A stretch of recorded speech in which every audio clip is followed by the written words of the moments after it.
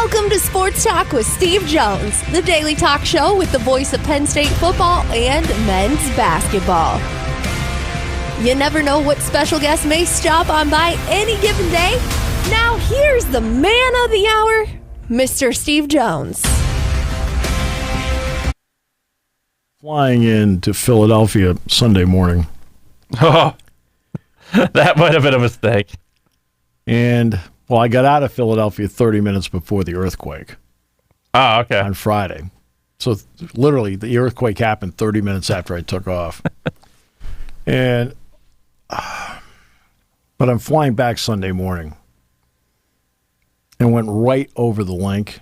Yep. And right over your seats. The place was trashed. Trashed. Unbelievable. What did you people do? It's trashed. Your area in particular just looked, I'm looking down. I've got pictures. What were you doing up there? First of all, I think I lost about 25 pounds getting up to my seat. Didn't realize how many levels the link had before getting up to that seat. But, I'll tell you, you flew up Sunday morning. I would actually be shocked if that place was trash because the wind blowing on Saturday night was bad. That was the one part of it. It's in the morning. The place looked trash. Your seat looked in particularly it looked like it was.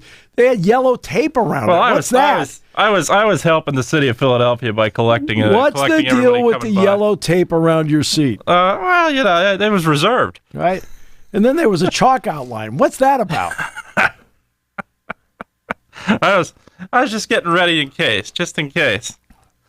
The pilot was like, check that out on the right. I'm like, oh, God, I know who did it.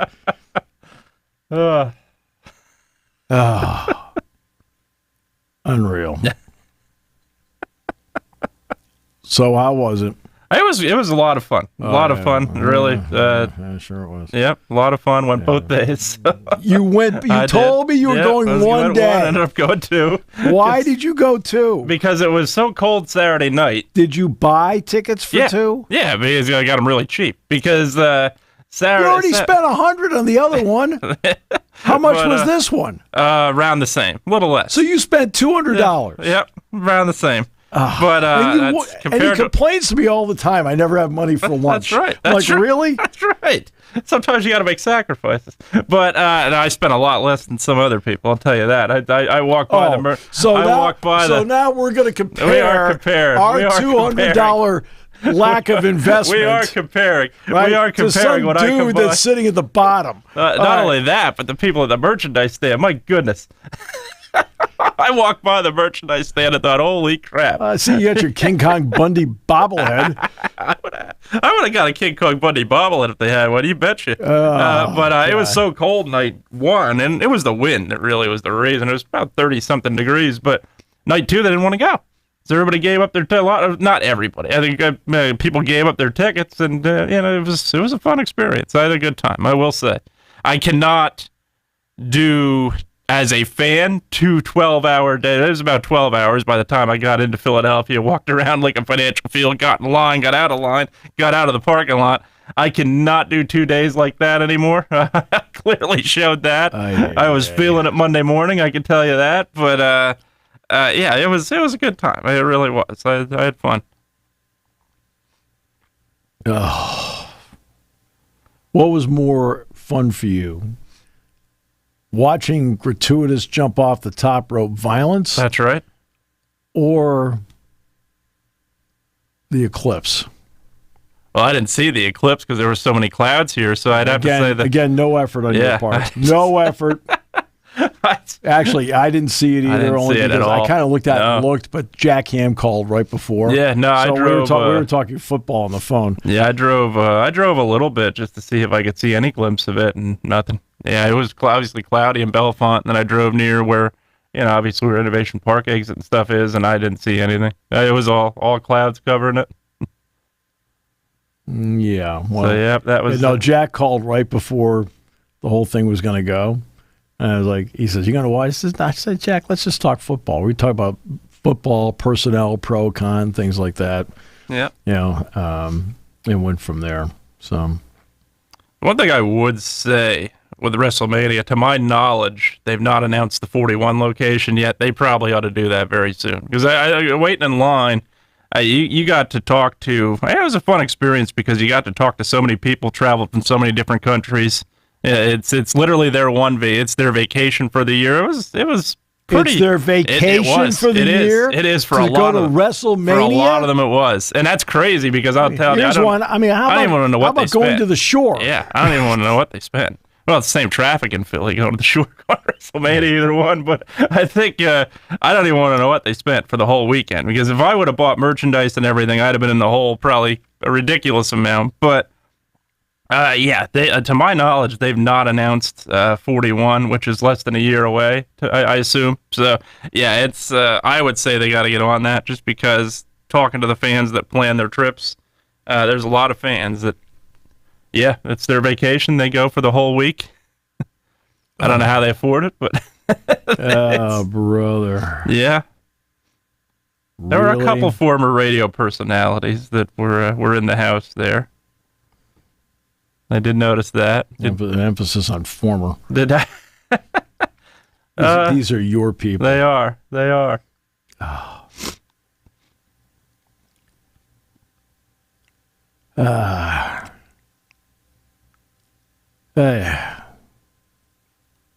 In the eclipse, you saw nothing. No. Nope. You saw nothing. I saw clouds. Clouds. I made a concerted effort. I saw nothing but clouds. Clouds. Wish I would have saw. See, but that is who you are. Okay, you're always looking at the dark. Got the head in the clouds. Yeah. I mean, you never see the bright side of things. So, what was the best part of WrestleMania? I think, like I said, I think the experience of getting to talk to people waiting long because the line was long. Yeah, I walked over there. Yeah, but like the action. The action, the best part of the best match? Well, obviously the climax. You had Cody and Roman Reigns. Roman Reigns was champion for 1,300 plus days and lost the title. I think that was great atmosphere. Basically, night one led into night two. If The Rock and Roman Reigns won, they would set up what was, quote, bloodline rules. The bloodline is family. The Rock, Roman Reigns. You go back to the Samoans. They were all part of that family. But basically, anything goes rules in the main event. And getting the chance to see, there were a couple guys interfere. John Cena came back to interfere, but then the Undertaker. Probably one of my childhood favorite wrestlers, without a doubt. And when he's coming because the lights go out and you hear the gong. And the main event, lights went out, the gong, right behind The Rock was the Undertaker, and he chokeslammed The Rock, and then Cody won the title. That was probably without question best part of the matches itself. First night,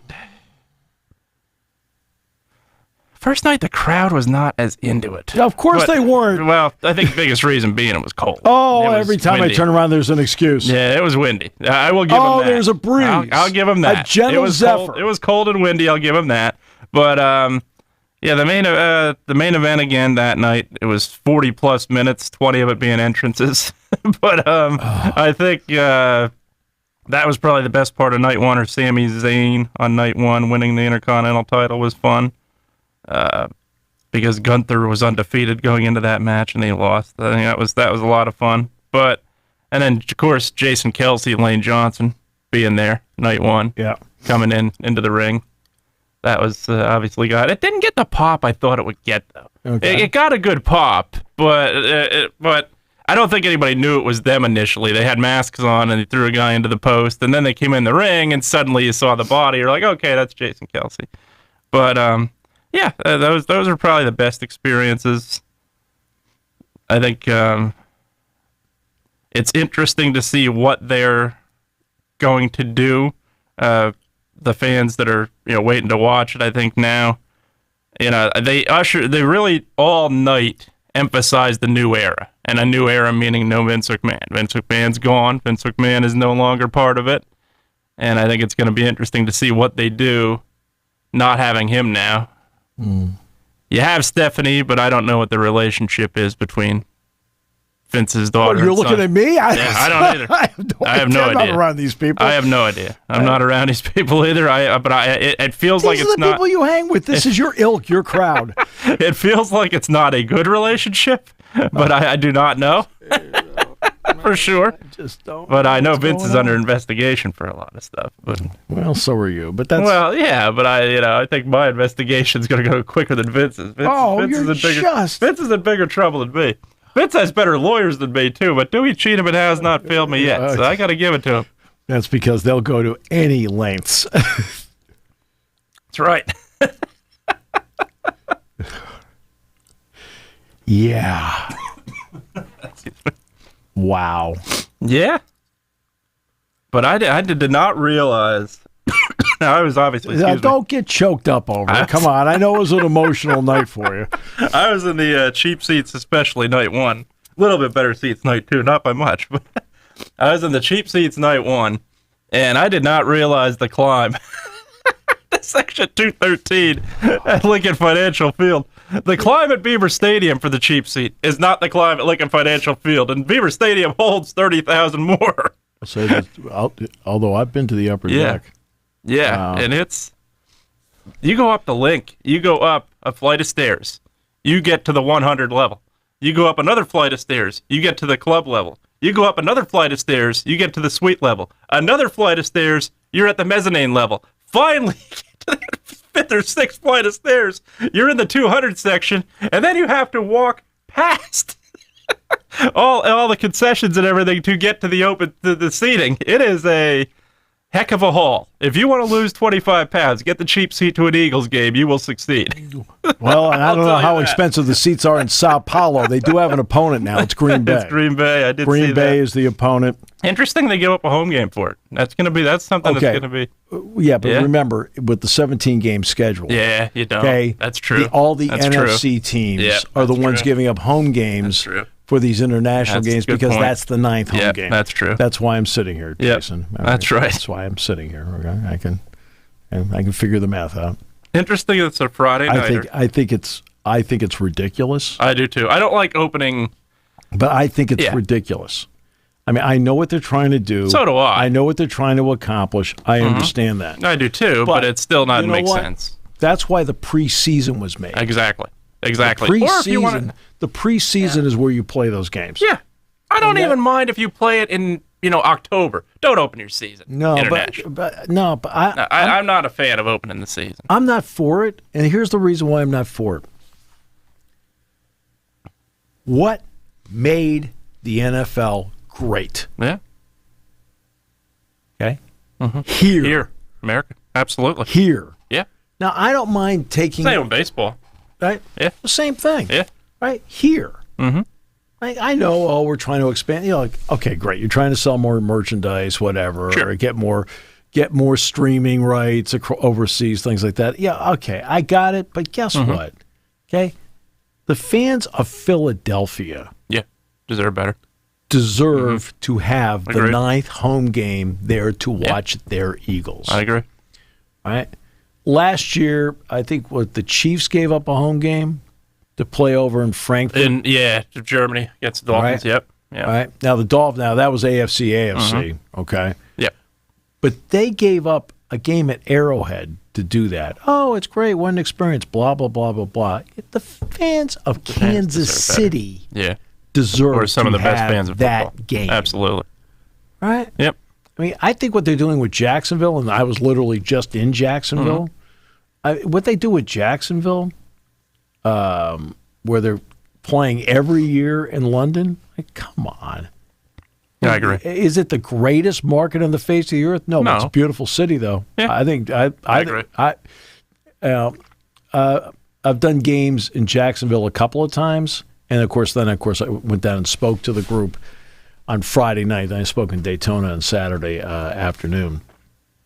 But great city, beautiful, beautiful area. Amelia Island, you can't put a price on Amelia Island, which is tremendous. That's northeast of the city. But it's just But every year, they yank that franchise out and they send it over to play in London.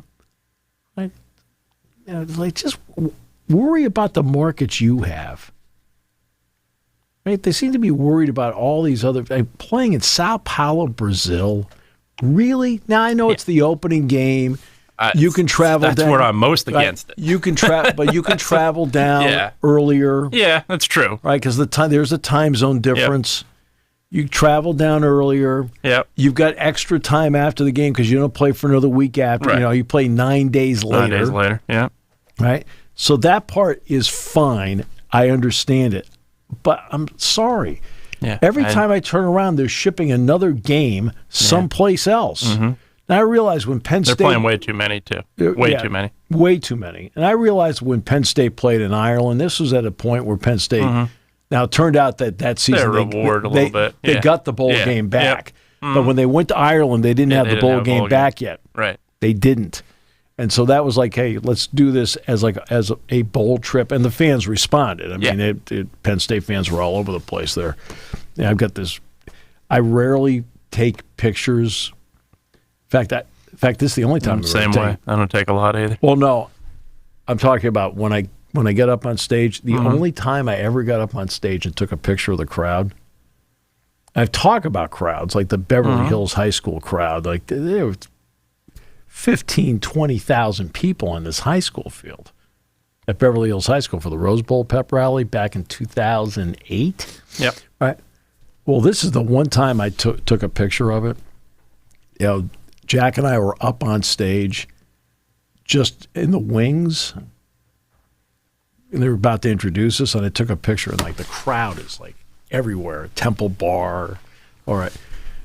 But that's different. This is baseball's playing in England. I remember the Yankees and Red Sox did that. You're telling me the Yankees and Red Sox, the fans of Boston and New York, deserve better. Right? Yeah, I agree. Excuse me. I agree. Oh, yeah, we're doing this for the good of the game. Good of the game what? You're selling more hats now in England? I mean, I don't get what you're doing. You're going to put a franchise there? Yep.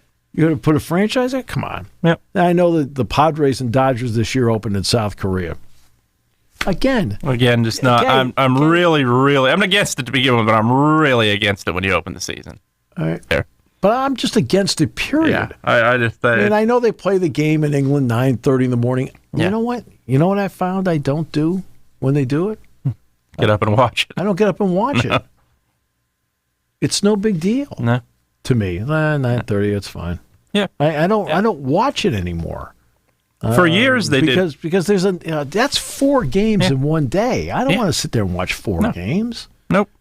Yeah, the other part of it is they're at the point now where they're going to Brazil, but then they're going to Germany twice, London twice. This way, they have 7 international games a year. I know. Yeah, you can't have. You just can't. You take away.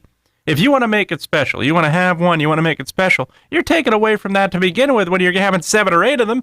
That's alone is a problem. But the other part of it is I agree with you. I think to me, both of them are America's games, and you are taken away from the fans here in a big way. There's no question about it. And you make the point about preseason. How many times for many years, prior to this stuff happening, did you see a preseason game in Tokyo for the NFL, which I thought was great? Yeah. Yeah, but preseason game, sure. Preseason, absolutely. But I remember back in high school when in college they're doing college all-star games. So you'd have the East-West game, you'd have the Hula Bowl. Yep. Yeah. Okay. The Senior Bowl, and then they started playing the Japan Bowl. Yeah. And I watched it a little bit here and there of the Japan, just see if there are a couple Penn Staters playing in the game. But what did it do for the interest of pro football in Japan? How about not a thing? Very little. Yeah. Right. What is playing 2 regular season games, Padres and Dodgers, doing to increase the level of baseball interest in South Korea? South Korea already has great baseball interest. Mm-hmm. Yeah. There's no need. Yeah. When the Dodgers played and they opened the season in Australia, can't remember who they played. Was it Brewers? I think it was. All right. It's probably because of Nielsen. Yep. Right. But they haven't gone back since. Nope. They opened baseball in Japan a couple of years ago, Cubs and Mets. Well, not a couple of years. It's been a while. But no, it's been a while because I was doing the NIT. Yeah. It was 2009, maybe? It was around there, yeah. 2009, the Cubs and Mets opened because I was in Manhattan. Yep. And Penn State was getting ready for the NIT championship game, and I walked past. They used to have the ESPN. What was it called? It was in Manhattan at Times Square. Was it literally called ESPN Zone? I think it was the ESPN Zone or something like that. And it was in Times Square. I remember walking in there in the morning and watching a little bit of it, just to watch it. Because later in the day, I had to go back in there, and the Baylor play-by-play guy was doing a show in there. So I went in and did the show with him there, did a couple segments with him. But, yeah, I remember doing that. But, yeah, I still – again, I'm not against spreading the word internationally. Same. But at the same time, one of the worst things that you can do, in my opinion, is to be an entity in this country, and I don't care what entity you happen to be, and you start taking your own people for granted. And they do that in the NFL more than any sport. There are a lot of things right now going on where, like they take us for granted. Yeah, the amount of money that these fans pay for season tickets now. Oh. Not to mention they have to pay for preseason. They have to pay for parking. They have to pay for a seat license. Yeah, there are a lot of things they have to pay for. If you want to watch a game on Christmas, you may have to stream it. I already pay cable. Yeah. Yep. Well, this first game's stream only. Right, stream only. Yeah. Right. But it's your team. I forgot. It's the 49ers. The 49ers ever asked to go anywhere? Nobody wants to see them. They played. Nobody wants to see them. They don't. They played Jacksonville overseas. Was it London or wherever? Broncos one year. Your fan base is the criminal element. They don't want to bring you. They booed George Kittle in WrestleMania. He was there second row. They booed him. Really? They booed him. Yeah, they booed him. In Philadelphia? Can you believe it? Right. They booed him. Was he dressed as Santa Claus? He was not, but I'll tell you, that was one of the funny things I saw Saturday night. Somebody had a sign up said Santa deserved it. That's your people. That's what when the Eagles played the Giants on Christmas Day, leading into the game, I said, what's really great is that they're going to bring Santa Claus to the game, and it's also Dollar Dog Day. I said they can take the hot dogs and throw them at Santa. That's why they don't have Dollar Dog Day at Phillies games anymore. This is your crowd, your people. I like how it takes hitting the fanatic to get rid of the Dollar Dog. Forget about the fans that got drilled 20 times over. Hit the fanatic. Lord. Yeah, they get rid of Dollar Dog in Philly. It's the buy one, get one now. Yeah. I mean, it's, wow.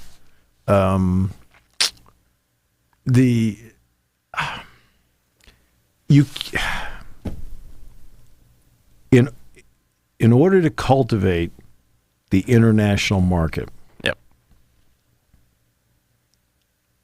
the worst thing you can do is to take the people who made you great for granted. Right. Agreed. Now, the NHL doesn't play many. They play like an opening international game, whatever. I think Edmonton played somebody this year, something like that. Somebody.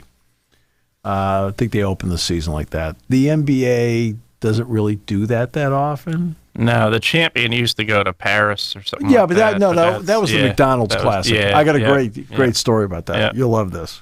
It was the NBA champion, so it was back in the 80s. Celtics then. Celtics go. Playing a team from Yugoslavia, probably Croatia, whatever. And Johnny Most, the legendary Celtics announcer Johnny Most. Stay on my bar. Right? Yeah. And Bird and McHale lays it up in it. Celtics lead by 40. 12 over to 3, 3 back to 12, not a 4, kick it back to 12. 12 shoots, it's good. 12's a good shooter. I'm listening to this on the radio going, he didn't know the names, he just did the number. I like this, it's classic. 12's a good shooter. 12's a really good shooter. I'll never forget that. 12's a really good shooter. I'm like, oh, mercy me. Oh, goodness gracious. But doesn't surprise me. I know it's classic. But you have preseason games. Mm-hmm. And I realize in the preseason, a lot of guys aren't playing. So, you'd like to be able to take the Jets, and the Jets play overseas, and Aaron Rodgers is playing. Yeah. More than four plays. And if he plays that many, yeah. Right. And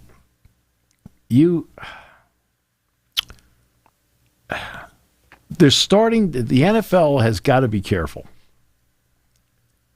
And the reason they need to be careful is this. Don't take for granted the people who made you great. Yeah. Okay? Don't look at your fan base or anybody else outside of sports as a means to an end. When you start treating people as a means to an end and start treating other people better, when you treat people, your people, as a means to an end and treat other people better, you have a problem. Yeah. And so you look at the NFL, cable, streaming, right? Season tickets, parking. Oh, but we're going to shift a game. When you finally get an extra game, which you've been aching for, we're going to ship that to Sao Paulo, Brazil. You are now treating your fans as a means to an end. Yeah. And I think, no, this is growing the game. No, I don't care about growing the game in Brazil.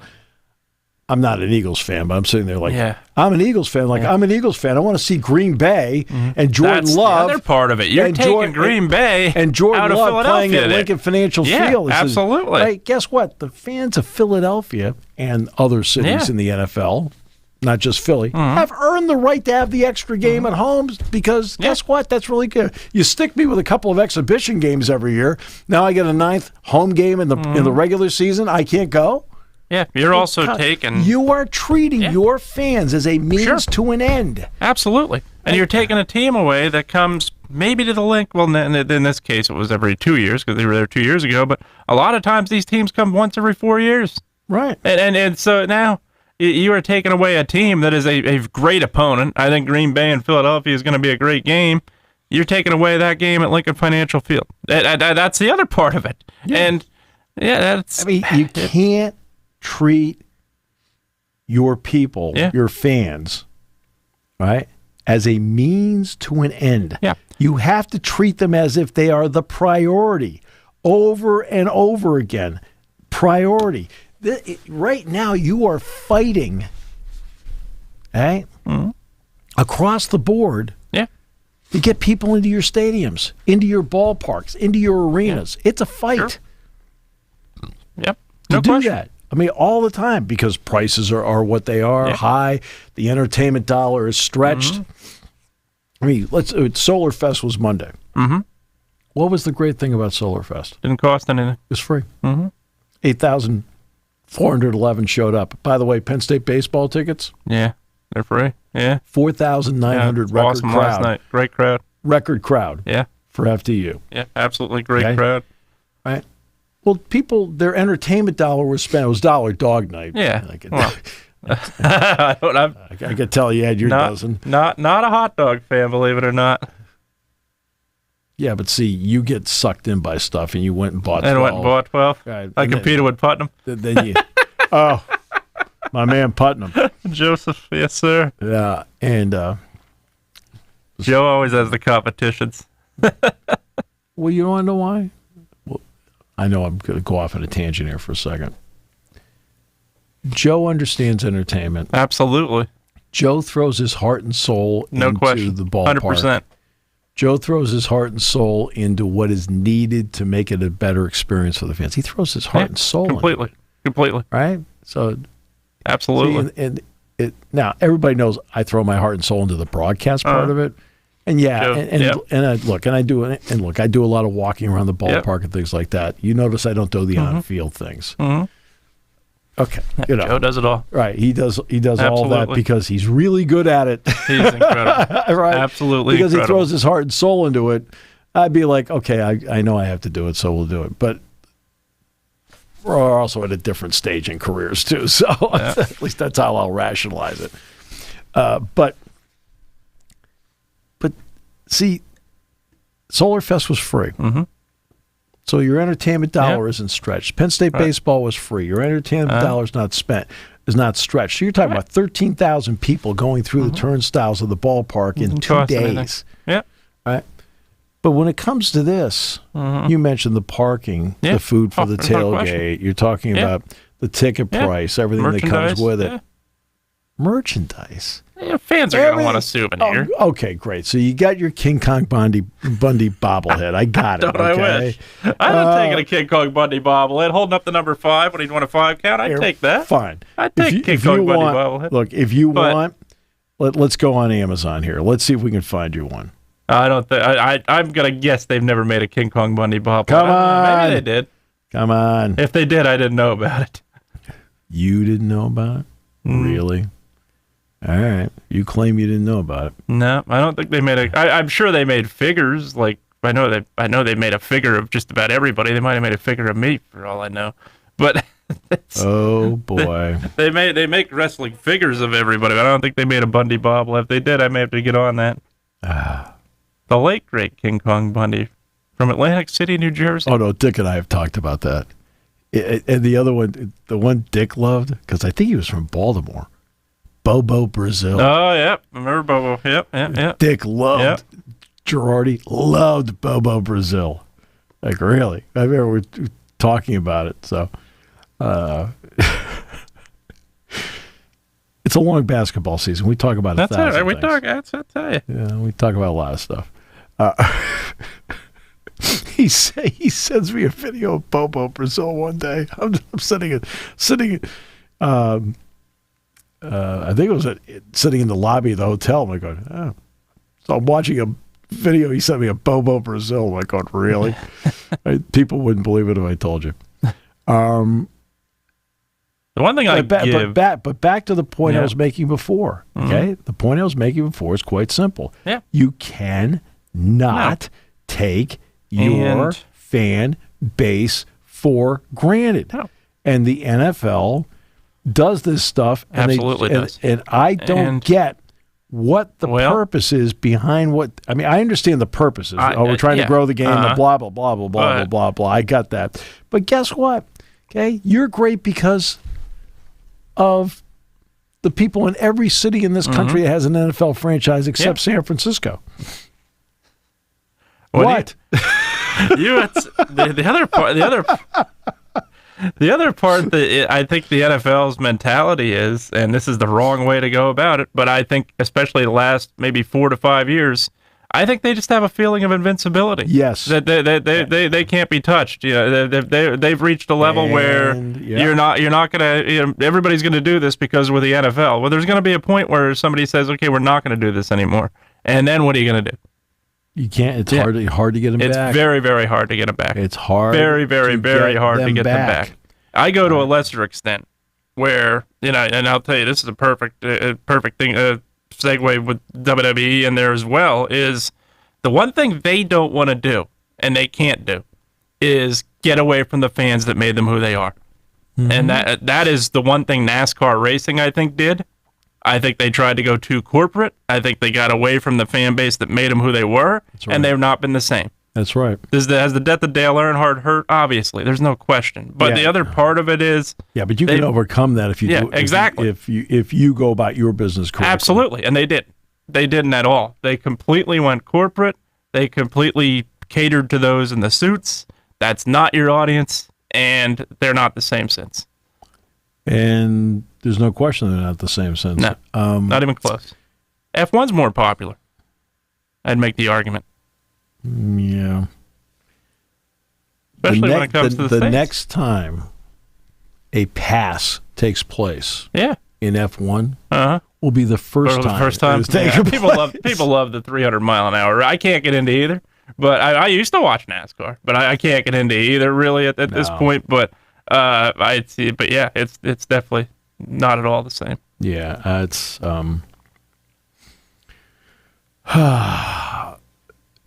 it bothers me. Let's get back to your invincibility question, because I think you're absolutely right. They were at this point I don't know, 8-10 years ago. Yep. Where they seemed untouchable. Mm-hmm. And then, unfortunately, the Ray Rice thing took place. Yeah, a couple others, over the years, which same then thing. started, Mm-hmm. Adrian Peterson had a problem, a couple of other things came up. Yeah. And they lost people. Yeah. I mean, they lost 7 to 8% of their audience. Mm-hmm. And they had to fight to get it back, and to their credit, they've been able to get it back because they did certain things along the way, right? Somebody needs to get into a boardroom with them and look at them and go, hey, guys, okay, let's be careful we're not losing our way here, right? Where we're so great, nobody can touch us. There's sometimes a certain sign comes up. And I'll give you one. What started us to the NIL era in college sports? And I said it at the time that it was a major danger point for college sports. So this is not 20/20 hindsight. I said it when it was happening. And I've talked about it, the EA Sports game. The EA Sports game, and I talked about it at the time on the show. So this is not, this is not 20/20 hindsight. This was in the moment. Yep. I don't play the game. Right. I never play. I've never played video games. It's just not been my, I'm just not interested. I have more fun doing the real thing. Right. Many years for me. Yeah. I tell you that. But I don't have interest in doing it. Okay. But a lot of people do, and they enjoy it, and that's great. As you know, if it's good, clean fun, I'm for anybody having good, clean fun. I don't care what it happens to be. All right? But I said, here's a problem. It was a TV commercial, and people have heard me tell this story 150 times, but I'll make it 151 just to humor you. Braxton Miller's handing the ball off on the game to Carlos Hyde. Well, and I'm looking at it. It was a commercial, and I said, okay, well, that looks exactly like Braxton Miller. That looks exactly like Carlos Hyde. And the people that do the graphics on this are brilliant beyond words. I mean, they are so good. I don't know how they do it, but they do it. But I said at the time, this is going to be a major problem for the NCAA. I said, you can't have that kind of graphic depiction that is so accurate that you can't. I said, they're using their images. I said, they're really using their likenesses. Right? Now, they're doing it without the names. Yep. I realized the vast majority of players were like, hey, I remember walking in one day to the Penn State Lounge because I had to go back and cut through to the computer area. This is the old setup in Lash. And the players were like, hey, Mr. Jones, check it out. I'm in the game. Like, they're just thrilled they're in the game. Yeah. But I kept thinking to myself, the NCAA's taking money from this, which they were. Yeah. And they're doing it not at their expense, but they're using them to line their pockets. I'm talking about the organization's pockets. I'm not talking about individuals. I said, that's a problem. I felt at that point, you have now overstepped. Well, the NFL is on the point now of overstepping. And the inflection point to me, where, like I said, okay, now we have a problem, was the Kansas City-Miami playoff game. That's the one where I sat back and went, what are you doing? Yeah. Right? Okay. And then, of course, usual press release mumbo-jumbo garbage. Yeah. Right? Doesn't mean it's not factual, but 23 million watched, streamed, that's a new streaming record, blah, blah, blah, blah, blah. Well, guess what? I looked at the ratings of the other games, 38 million. Yep. Okay? This game should have been over 40. Yep. You cost your viewership 15 to 17 million viewers by doing that. Easily. 15 to 17. And that's good strategy? Right? That's not good strategy. Nope. You already have incredible over-the-air TV contracts.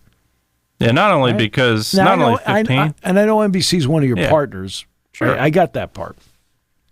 But really? Yep. Right? Now on Christmas, they're going to bid out Christmas. Yeah, which is ridiculous. They're bidding out Christmas? Not only bidding it out, you're playing on a Wednesday. That's the other part of it, too. Yeah, Exactly. What are you thinking? Like, what the heck are you thinking? Because it goes back to your point. Your point is they think they are invincible. They think nobody can touch them. Exactly. Right. Absolutely. And guess what? You are very much to the danger line. Yeah. You're to the danger line. Yeah. I mean, it doesn't seem like it, but like the old darkest before the dawn. Yeah. Well, guess what? They are making decisions. Let's have Philadelphia open in Sao Paulo, Brazil. Let's have them play Green Bay. Let's take a home game away from the not only a home game away, but a home game against a premier opponent away from. You're taking a home game away from the Philadelphia Eagles, right? Whose fans have earned the right to have an extra home game. Some of the most passionate in football. Two of the most passionate in football because you have the Eagles and you have the Packers. Right. I mean, you may have Packer fans that are going to make that trip. Absolutely. Right? You're taking games and you're bidding them out on Christmas Day out, as you correctly point out, a Wednesday. A Wednesday. Right? And then and then the playoff game. I see so many things where they're starting to make mistakes and they're taking the people who made them who they are, the fans of this country, for granted. Yeah. Right? You're taking your own, when you start taking your own fans for granted, you have a huge problem. Yep. And the argument is, and this might be the most I've ever thrown the WWE in the show, but the other argument is, well, they do it with the streaming. They do it with the streaming in a different way because they were on pay-per-view when they were previously. That's a big difference. Streaming is cheaper for the wrestling fans to watch the event. Sure it is. And that's why the streaming records were shattered this past weekend. And that because you're getting it a lot cheaper than, back in the day, calling and ordering and paying $59.99 or whatever it is. NFL, on the other hand, is on free TV, as it should be.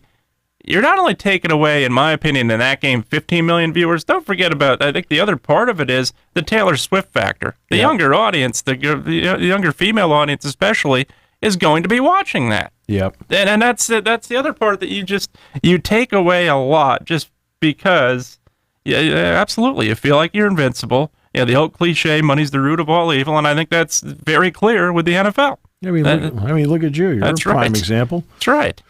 But there's no question you did not take a vow of poverty. It's unbelievable. It's possible to do that. But no, for the NFL, they're obviously making record money, and they feel like they can't be touched because of it. And believe me, see, this is the other part that they need to, like, you want to know why? Like, they're sitting there feeling invincible, and here's why they shouldn't feel invincible.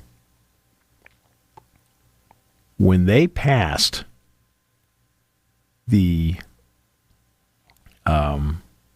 collective bargaining agreement, which is the key to everything you see right now, the average vote was 32-30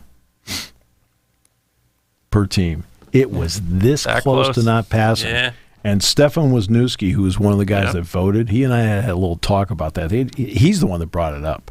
Because I think we were talking about, we were talking about Barkley, and we were talking about, and Le'Veon Bell's name came up, and we were talking about the franchise tag. That's the only reason it came up. It's just in general conversation. Then we started, like, there were a lot of people in the locker room at that time that were like, nope, they didn't want to vote for it. And the vote was it was this close to not passing. If it doesn't pass and there's a work stoppage, there's no TV contract. There's no streaming deal. There's no streaming deal. Right? Because everything would now, eventually you would have gotten all that. Eventually. But the timetable would have been pushed back. And any work stoppage damages the league. No doubt. It damages No doubt. the eyeballs, and now you're now in the process of trying to regain fans. They got lucky. And instead of saying, okay, great, like they act like the vote was unanimous. Uh-huh. Because if they had lost and there was a work stoppage, they were going to lose fans. No question. Well, now they're doing this stuff like nothing ever happened. Like, you have to have a sense of who you are and how fragile it actually really is. Sure. And I said before, I'll say it again. I said the worst thing you can do is take your fan base for granted. One of the worst things you can do is that. And also when you start taking your people, your fan base, whatever, and acting as if they're a means to an end, right? And not being incredibly valuable to what, and being a priority. When you act like they're a means to an end, and you're not putting them, prioritizing them. Absolutely. Like, what can we do to make your experience better? Sure. Because you're paying the money, you've got a gigantic problem. Yeah. And right now, they do have a problem, and they don't know it. Yeah. And no, they don't. And the other part of it is, when you're looking at streaming, you're looking at television, you're looking at other options. You know what else that's doing? That's giving fans plenty of other options to watch the game without attending. Right. And that's the other part of it. So if you spit on your fans, they could say, "Hey, I got the best seat in the house. I can go sit in my house, and I don't have a line to the bathroom, and I don't have a line to get food. I don't have to get through an hour and a half of traffic to get out of the parking lot to park my car." Yeah, there's a lot of ways these fans are going to say the heck with it. I'll sit at home. I'll watch this game, and I'm not worried about going back to the stadium because you didn't care that I was there to begin with. Is Peacock doing this game? It is Peacock, yeah. Yep. I mean, will I watch the game? Yeah. I think it's the night before the home opener. Friday night, yeah. I think it was. Now, will I be guilty of being one of those who watches the game? Yeah, I'll be guilty I'll of watch it. But I probably won't watch it. It's State High, but State High game, so you won't be able to watch it. Plus, in fact, you'd put it, if it was the 49ers, you'd have it on in the booth and would be barely watching. I'd be in the don't even think of telling me who's winning mode. Yeah. I'm telling you, and I know how you operate. Yeah, you would not be paying attention at all. I'm just telling you. If Brian Tripp can do a Penn State sideline when the Phillies are in the playoffs, I can do a State High game with the Niners in a regular season game. Brian Tripp is a professional. Brian Tripp certainly is. He's a pro. He sure is. One of the best. I'm trying to emphasize that to you.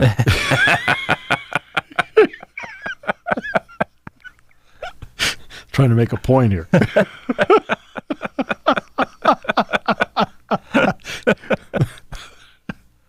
Was Brian Tripp at WrestleMania? I don't believe so. I don't think he watches wrestling. That's because he's a pro. That's right. Hey, Joe Putnam watches wrestling. He's a big fan. I'll tell you right now. He's a huge Joe fan. Putnam. He knows more about wrestling than most people I know. He knows more about wrestling than Vince McMahon. He might. Yeah, you're not wrong. You're not wrong. Every time they bring it, did they bring it? Hacksaw Jim Duggan came in. Did he come in? He was here one year for Coaches versus Cancer. I don't know if he was in for an appearance. I think he came in for a Spikes game. He might have. Right? I can't remember. I know they brought George Animal Steel. I remember that. Oh, I remember. And Joe ate the turnbuckle. Yep. Which was... And Dan Petra was Macho Danny Savage that night. I do remember that too. Did Bret Hart come here? I don't think Bret Hart. Jimmy Hart. Yeah, I don't think Bret did. Yeah, Jimmy Hart, right? Yep, Jimmy Hart came. He knows. I mean, and look, you want to see a guy's eyes light up? Hey. Oh, there's no doubt. Well, that's a lot of our, you grew up watching wrestling. That was our childhood. You watch guys like Jimmy Hart. You watch guys like George Animal Steel and Andre. There were two things that my mother railed on us about not watching, my brother and I. Two things. I don't want you watching wrestling. Uh-huh. Right? And I don't want you watching the Three Stooges. My mom is that way. My dad loved it. Right? Grown up. So naturally, what did my brother and I do? Watch both. We watched wrestling and we watched the Three Stooges. We're just bad kids. But she was like, I don't want you watching that. It's flat off the top rope. Or the old don't try this at home and then you're executing a pile driver. And then No, we didn't, we didn't do that. I didn't really. We didn't do that. In other words, we didn't sit there and like, we didn't do any of that stuff. Right? But we watched it. We thought it was like, this is this is so stupid. I was like, thanks, Mom. It's all part of being mom. That's right. This is so stupid. Like, okay. Calling me dumb. The absolute best is when our mom would watch it, and it wasn't often. But every big match, obviously the referee will get knocked out, and she would throw a fit. Oh, of course, the ref gets knocked out. How convenient. No, my mother made no comments about what was going on. Zero comments. She just said, I don't want you watching that. Like, okay. Then she'd leave the room and we'd put it back on. My mom hated it. My dad loved it. My grandmother loved it. My grandmother loved it. My father loved it. My mom hated it. My grandmother, okay, loved Gorgeous George. Wrestling was a big deal, in the 40s? Oh, yeah. 50s? Yeah, big on deal. TV? First of all, they really all the way to the 80s. It was no, but I'm talking about then. Yeah. Because back then, yeah, there weren't that many shows on. Mm-mm. My grandmother loved Gorgeous George. Yeah. Right? And she lived to be 102. Nice. Right? Oh, no. That is the sweetest woman on the face of the earth. I mean, right. And, along with my other grandmother, both, Grandma Jones and Nana Ferreira. This is Nana. Yeah. Two of the most wonderful grandmothers you could possibly have. But Nana loved Gorgeous George. Now, this is also somebody you'd sit down and we'd play Scrabble. Yeah. Oh, same. So we played Scrabble, right? And she'd put out the peanut M&Ms. Nice. And we'd play. I would like to point out that despite great effort, and there was great effort, she was undefeated for decades. I was sitting there like going, so I'm winning, and xylophone ended up on a triple letter for the X and a triple word score. I am dead. Like, how did you come up with that combination? The other part, the generations prior to us, they know the tricks. They know the tricks. Darn it! They know the tricks that got them there. There's no question. We learn those tricks as we get older too, but they learn them. We'd sit there at the dining. We'd sit there in the kitchen table, right, in Lexington, which I'm going back to next year. Nice. You want to know why? Okay, but we'd sit there at the kitchen table. We'd play. Yeah. First of all, I had a blast. Sure. You learn a lot. Mm-hmm. Absolutely. Yeah. Right. And I also learned a triple letter. Mm-hmm. How did I do that? Come on. Really? You were able to, what? Exchange. And the X is on a triple letter. Of course. the word's a triple word. I'm like going, so you got 1.2 billion points? I think I'm behind. Yeah. No, I'm going back next year. You want to know why? Yeah. Next year is the 250th anniversary of the first battle of the Revolutionary War, Lexington and Concord. Yeah. I was at the 50th. Nice. I'm sorry. I was at the 200th. I was going to say the 200th. I was at the 200th. Yeah. And President Ford was there. Senator Kennedy was there. Yeah. Caroline Kennedy was there. Nice. My godmother's home is only 4 homes off the green. Nice. No, because my mom's a graduate of Lexington High School. But yeah, that is, so I'm making plans already, including going to the 11 a.m. Red Sox game. There you go. Yeah, darn right. But yeah, we have a brewery. I won't name the brewery, but I think everybody knows it. We have a brewery that is America's oldest in my hometown. And what are you talking about, England? Yeah, they're at 195th this year. Well, see, like what bothers me is that you celebrate it on a weekly basis. 5 years from now will be number 200, which will be quite interesting. 195 this year. Will you go? If I'm here for it, you betcha. It's 195 this year. Lee Bryce will be there, so it's going to be interesting. They always put on a free concert, and that's the big one this year. And we'll see what they do for 200. Very 5 nice. years from now. That's well, I get to see. I was at 200. Yep. Right now. Yep. Keep going. That's how I am. If I'm here for number 200, the idea is to get to 250. I'll be there. All right, that's part of my plan. Yeah. It's part of my plan. It's a great plan. It's a phenomenal plan. All right. So, again, we talked about fans being taken for granted. We were able to get the full WrestleMania experience through your eyes, which, to be honest with you, were very blurry. That's right. Most of the time for obvious reasons. That's right. Wow. Right. And I walked by your car. Can you really fit in that much merchandise? I mean, honest to goodness. I'd have been broke if I bought that much. Oh, my goodness. Oh, come on. Like I told earlier, you didn't take a vow of poverty. You're, Yeah, my understanding is you bought out the merch stand. That's you. I'm telling you. I commandeered the truck. I said, just give me the truck. I'll drive it back. Oh. Close it up. I got all this. So low. I flew over the stadium. The place looked trash. These are your people. All right. Are you back tomorrow? Actually, tomorrow we have interviews. Okay.